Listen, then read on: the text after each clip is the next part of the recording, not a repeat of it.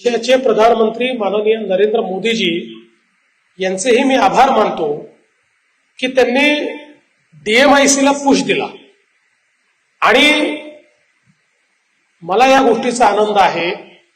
डीएमआयसीचे corridor देशातल्या अनेक राज्यात चालले आहेत, कारण दिल्लीपासून मुंबईपर्यंत जेवढे राज्य आहेत या प्रत्येक राज्यामध्ये डीएमआयसीचा कॉरिडॉर हा त्या ठिकाणी तयार होतोय। पण त्यातला सगळ्यात पहिला कॉरिडॉर, सगळ्यात पहिली इंटिग्रेटेड स्मार्ट इंडस्ट्रियल सिटी ही आपण संभाजीनगरला तयार करू शकलो आणि प्रधानमंत्र्यांच्या हस्ते तिचं उद्घाटन केलं।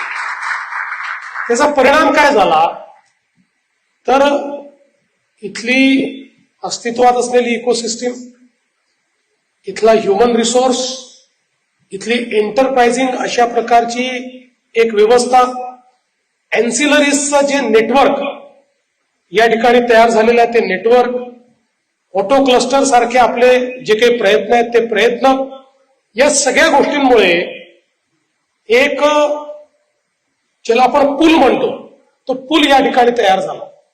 आणि साधारणपणे मागच्या काळात मुख्यमंत्री म्हणून किंवा आजही किंवा मी मध्ये उपमुख्यमंत्री होतो तेव्हाही इंडस्ट्रीशी मी खूप जास्त इंटरॅक्ट करायचो।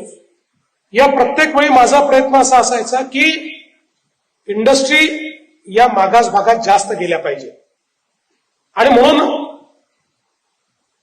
आपलं संभाजीनगर असेल, जालना असेल, तिकडे नागपूर असेल, इकडे गडचिरोली असेल, साधारणपणे इंडस्ट्री आल्यानंतर त्यांना पुणे, रायगड हा सगळा भाग दाखवत असताना त्यांना संभाजीनगर दाखवलंच पाहिजे, त्यांना नागपूर दाखवलंच पाहिजे, अशा प्रकारचा माझा आग्रह असायचा।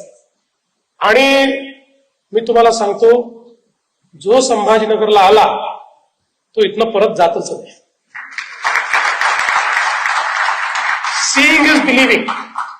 त्यामुळे इथे आणणं एवढंच महत्वाचं असतं। एकदा आला की त्याच्यानंतर त्यांना हे लक्षात येतं की इथलं पोटेन्शियल काय आहे। म्हणजे आपल्याला कल्पना आहे की टोयोटाच्या वेळी तर आपल्याला सगळ्यांना किती वेगवेगळ्या प्रकारचे प्रयत्न, कारण अनेक फोर्सेस काम करत होते। आणि ज्यावेळेस कर्नाटकच्या सरकारला लक्षात आलं की आता हे मन बनवतायत, त्यावेळी त्यांनी आपल्यापेक्षा देखील चांगल्या गोष्टी ऑफर करण्याचा प्रयत्न केला। पण मला असं वाटतं की जी इकोसिस्टीम, जी व्यवस्था, जे इन्फ्रास्ट्रक्चर, जे इन्सेंटिव्ह आपण ऑफर केले होते ते बिलिव्हेबल होते।